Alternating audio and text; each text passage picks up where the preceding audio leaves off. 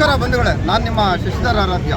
ಆಮ್ ಆದ್ಮಿ ಪಾರ್ಟಿಯಿಂದ ನಾವಿವತ್ತು ಒಂದು ಪ್ರತಿಭಟನೆಯನ್ನು ಫ್ರೀಡಮ್ ಪಾರ್ಕಲ್ಲಿ ಹಮ್ಮಿಕೊಂಡಿದ್ದೀವಿ. ಕಾರಣ ಏನಂದರೆ, ನಮ್ಮ ದೇಶವನ್ನು ಅತ್ಯುನ್ನತ ಒಂದು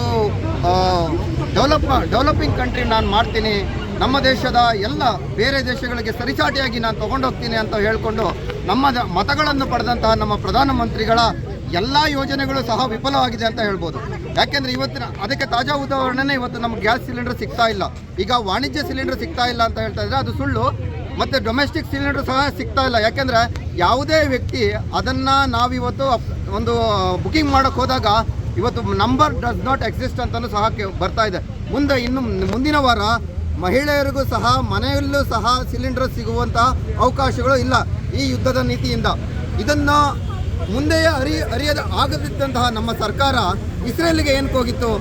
ಇಸ್ರೇಲಿನಲ್ಲಿ ಬಂದ ನಂತರ ಯುದ್ಧ ಸ್ಟಾರ್ಟ್ ಆಯ್ತಲ್ಲ. ಈ ಯುದ್ಧ ಸ್ಟಾರ್ಟ್ ಆಗುವ ಮುಂಚೆನೇ ನೀವು ಇಸ್ರೇಲಲ್ಲಿ ಇದ್ರಿ ಅಂದರೆ ನಿಮಗೆ ಯುದ್ಧದ ಅರಿವು ಗೊತ್ತಾಗಲಿಲ್ವಾ?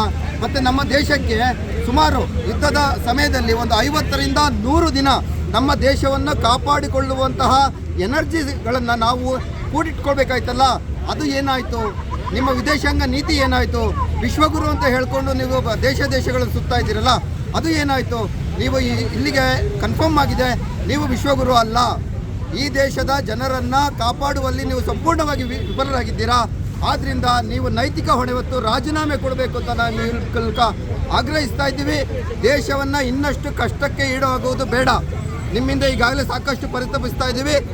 ಉದ್ಯೋಗ ಅವಕಾಶಗಳಿಲ್ಲ, ಮತ್ತು ರೈತರಿಗೆ ಸರಿಯಾದ ಸಮರ್ಪಕ MSP ಬೆಲೆಗಳನ್ನು ನೀವು ಕೊಡಲಿಲ್ಲ, ಮತ್ತು ಸರಿಯಾಗಿ ಉಜ್ವಲ ಯೋಜನೆ ಅಂತ ನೀವೇ ತೊಗೊಂಡು ಬಂದ್ರಿ. 9ರಿಂದ 10 ಕೋಟಿ ಮಹಿಳೆಯರಿಗೆ ಉಜ್ವಲ ಯೋಜನೆಯಿಂದ ನಾನು ಫ್ರೀ ಸಿಲಿಂಡರ್ ಕೊಡ್ತೀನಿ ಅಂತ ಗ್ರಾಮಾಂತರ ಪ್ರದೇಶದಲ್ಲಿ ಇವತ್ತು 3 ತಿಂಗಳಿಗೊಂದು ಸಿಲಿಂಡರ್ ಕೊಡ್ತಾ ಇದ್ದೀರಾ. ನಿಮಗೆ ನಾಚಿಕೆ ಆಗಬೇಕು. ದೇಶದ ಎಲ್ಲ ವ್ಯವಸ್ಥೆಗಳನ್ನು ನೀವು ಹಾದಿ ತಪ್ಪಿಸಿದ್ರಾ. ಆದ್ದರಿಂದ ನೀವು ಆ ಸ್ಥಾನದಲ್ಲಿ ಮುಂದುವರಿಯೋದಕ್ಕೆ ಅರ್ಹರಲ್ಲ ಅಂತ ಈ ಮೂಲಕ ಹೇಳ್ತಾ ಇದ್ದೀನಿ. ನಮಸ್ಕಾರ, ವಂದನೆಗಳು.